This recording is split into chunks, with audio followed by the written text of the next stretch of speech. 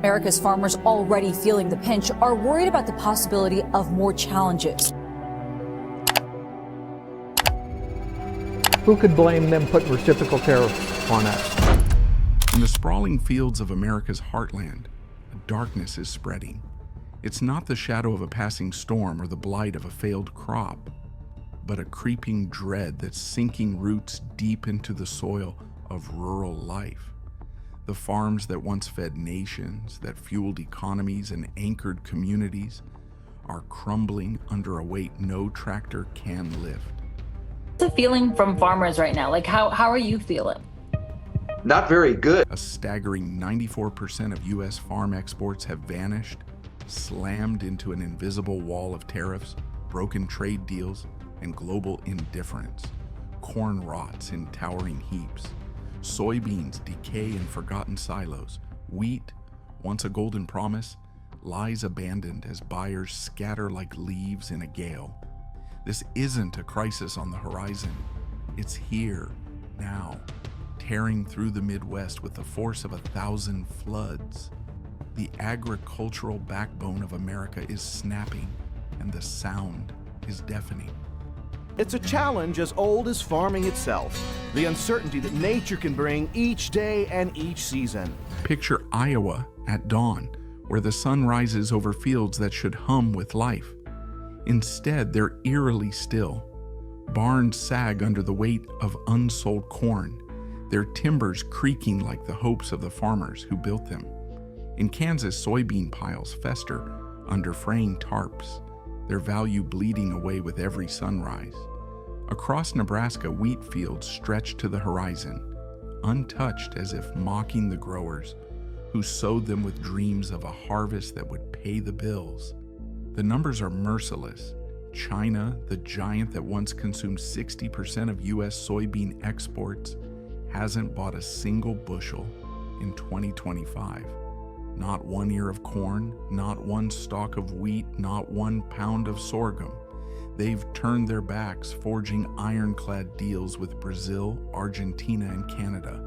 Long-term contracts that leave America's farmers choking on dust. Farmers say they're in trouble. Crops are rotting on the vine, and they're blaming the ongoing trade wars and immigration changes. What does this mean for the future of our food? This isn't about a bad season or a shift in global tastes. It's not numbers on a ledger or quirk of supply and demand.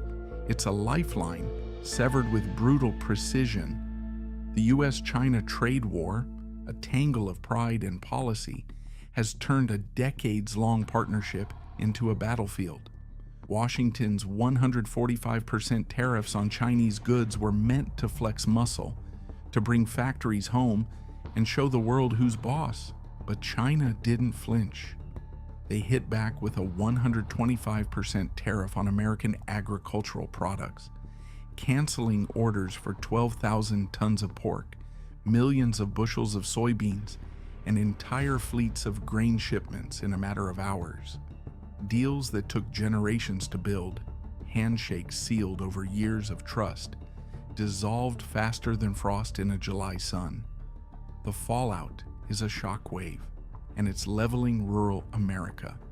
Canada, Mexico, Brazil, China, they may decide that they don't want to come to the United States for agricultural products anymore. In Kansas, a sorghum farmer named Tom stands at the edge of his field, staring at rows of grain that were his life's work.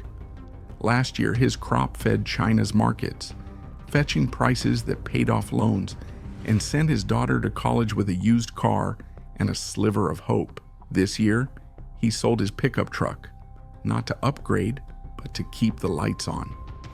Sorghum, a niche crop grown almost exclusively for China, has no fallback buyer. When Beijing slammed the door, they didn't just lock it, they buried the key. Tom's silos are bursting, but his bank account is a ghost town. He's not alone. Across the plains, sorghum growers are drowning in debt, their fields a cruel reminder of promises broken by forces far beyond their control. We still are trying to work out ways to work with China, but with the existing tariff like it is, it's very, very difficult. The wheat story cuts even deeper. In Nebraska, a farmer named Ellen walks her fields, kicking at dirt that holds a crop no one wants. Last fall, she sowed her land with wheat, trusting contracts signed in black ink in good faith. Those contracts are now confetti, canceled mid-season by buyers in South Korea and the Philippines. Why? Russia and Australia swooped in, offering cheaper grain, faster ships, and no tariff baggage. American wheat, once the world's gold standard, can't compete. Ellen's still holding last season's crop, praying for a price rebound that's nowhere in sight. Instead, she gets warehouse fees piling up like snow in a blizzard, loan interest that gnaws at her savings, and the sinking realization that her family's century-old farm might not see another generation. Who's going to grow our food? You really want to buy it all from overseas? Corn, the lifeblood of the Midwest, is no better off. In Illinois, silos brim with unsold kernels, their weight straining steel and hope alike. Barns groan under surplus, their rafters bending like the spirits of the farmers who fill them. In Chicago's trading pits, the panic is palpable. Traders dumped 2 billion bushels of corn futures in May alone, a fire sale signaling not caution, but collapse. Forecasts predict a 27% surge in U.S. corn stockpiles next year, a number that doesn't whisper oversupply, but roars disaster. Ethanol plants, once a lifeline, are cutting orders. Buyers are nowhere to be found.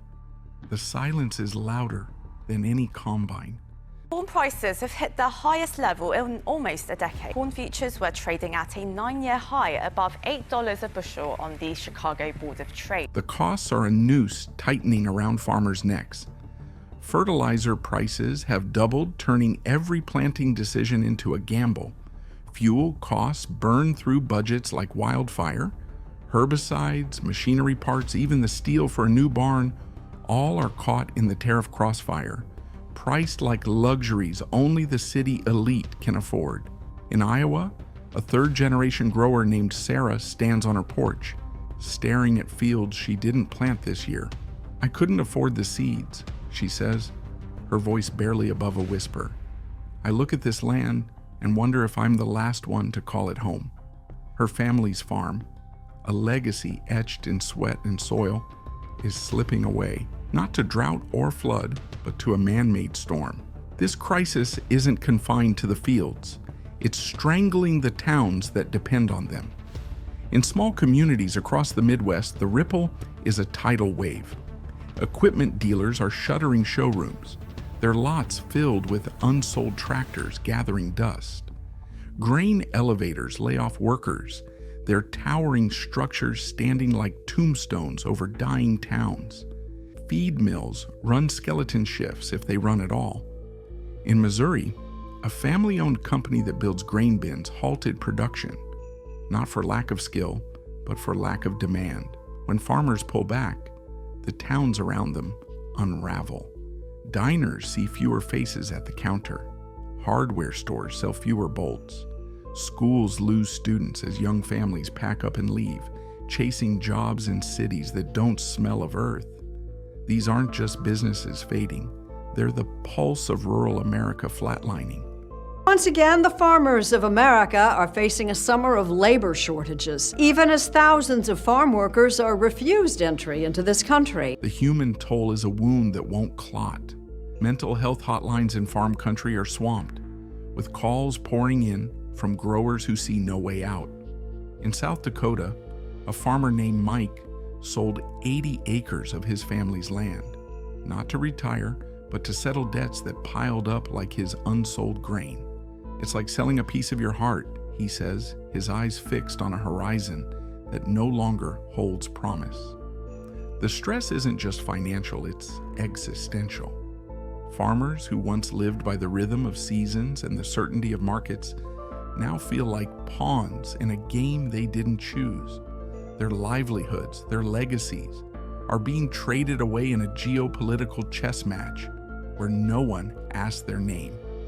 It's been over 5 years since Fisher's been able to afford new equipment. We're losing money where cost of production is higher than the price. The trust that once bound rural America is unraveling. Farmers believed in their government, in the handshake deals of global trade, in the promise that hard work would carry them through. Now they feel cast aside. Young people are fleeing for cities, unwilling to bet on a future that looks like a losing hand. Tractors rust in barns, main streets board up, their windows reflecting empty hopes.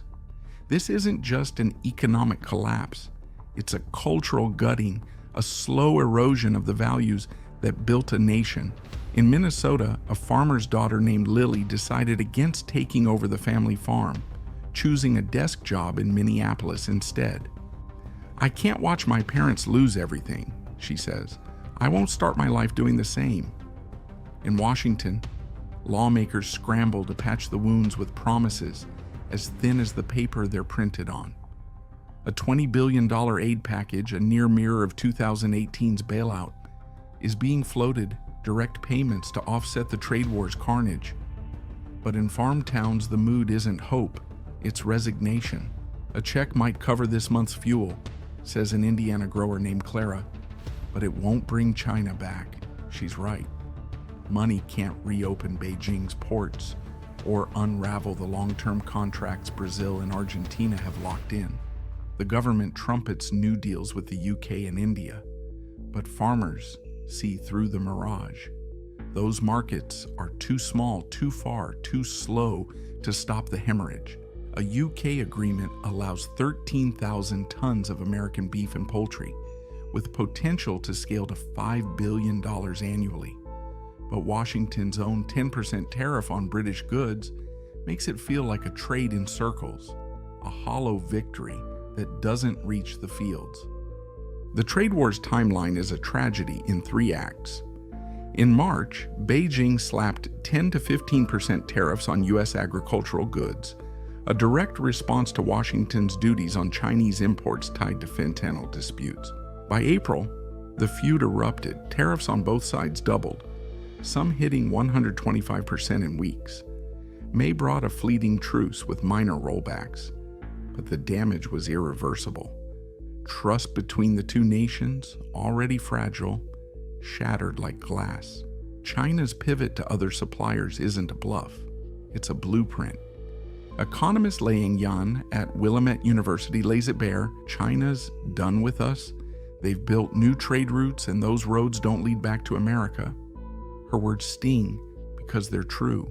Chinese purchases of U.S. agricultural products plummeted to $7.84 billion in the first 5 months of 2025, a 22% drop from last year. 2 years ago, the U.S. supplied 21% of China's soybeans, 15% of its corn, 17% of its wheat, and 65% of its sorghum. Now those numbers are ashes. The global fallout is a slow-motion disaster. Countries like Nigeria, heavily reliant on U.S. grain, face skyrocketing food prices and the specter of shortages.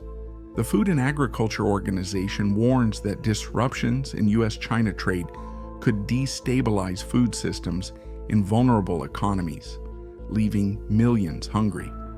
Back home, the Department of Agriculture's cancellation of $218 million in Food for Progress grain shipments didn't just cost revenue, it cost allies. Nations that once banked on American wheat and rice are turning to Brazil and Russia, seeking stability in a world that's leaving the U.S. behind.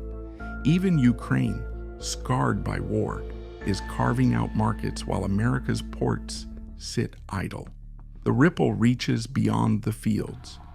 More than 9 million U.S. jobs are tied to agriculture: truckers hauling grain, mechanics fixing combines, bankers financing harvests. An export crash doesn't just bruise farmers, it fractures the entire economic web. In Chicago, the panic is electric. Corn traders' fire sale of 2 billion bushels in May wasn't caution, it was desperation. Ports that once buzzed with 6.7 million containers now see record lows, with a temporary trade truce set to expire by mid-August. The Federal Reserve watches nervously. Governor Christopher Waller calls tariff-driven inflation temporary, But in grain elevators and farmyards, nothing feels temporary. It feels like the ground is caving in. Farmers aren't staying quiet. In Iowa, they march to courthouses, their signs screaming, "Don't trade our farms away." In Illinois, they gather in town halls, their voices raw with frustration. These aren't protests, they're acts of survival, desperate pleas from people who've lost everything but their pride. 12 states have sued the Trump administration, arguing it misused emergency powers to impose tariffs without Congress. The lawsuit, now winding through courts, claims these policies are gutting rural economies and breaking rules meant to protect them. In Kentucky, a farmer named James stands outside a county courthouse, his sign trembling in his calloused hands. "I'm not asking for a handout," he says. "I'm asking for a chance to work." The USDA dangles promises of aid, but farmers have heard this song before. Secretary Brooke Rollins speaks of new pathways and resilient markets, but her words echo like a politician's handshake, firm but fleeting. The $28 billion relief effort from the last trade war left a bitter taste, with much of the money vanishing into bureaucratic black holes or missing the farmers who needed it most. Now, with talk of new aid packages, no one's holding their breath. Farmers don't want checks. They want a future, a real strategy. Trade deals that compete, infrastructure that delivers, investment in the roads, and storage that keep rural America alive. They want to plant without wondering if it's their last season. This isn't a rough year or a market hiccup, it's a seismic shift, a crack in the foundation of American agriculture. Every decision is a gamble. Buy seeds or pay the mortgage, fix a combine or feed the family, hire help or pray the weather holds. Some farmers are planting less, hoping to outlast the storm. Others hold crops, risking spoilage for a price rebound. That's a mirage. Many skip equipment upgrades, unsure if they'll see a harvest worth selling. The rules keep shifting, and trust is a ghost. When stability crumbles, growth stops. Plans fade. What's left is survival, scraping by, not building for tomorrow. The stakes are existential. If America's farmers can't keep going, who will feed the nation? This isn't just a rural crisis, it's a national reckoning. Trade policy was meant to forge prosperity, not wield a sledgehammer that leaves communities in ruins. The world is moving on, forging new alliances while the U.S. stumbles. Brazil ramps up production. Russia stabilizes markets. India tweaks tariffs to shield its own. Even war-torn Ukraine is outpacing America's exports. Farmers stand alone, watching their future slip through their fingers like sand. The clock is ticking. Rural America isn't begging for charity. It's demanding a fighting chance. A bold trade deal, one that puts agriculture first, could pull China back. Investment in ports, roads, and storage could make U.S. goods competitive again. Policies that shield farmers from global whiplash could rebuild trust. But time is running out. The fields are silent, the silos full, the towns emptying. Share this if you believe farmers deserve a voice. The question burns: is America protecting its heartland or breaking it to prove a point?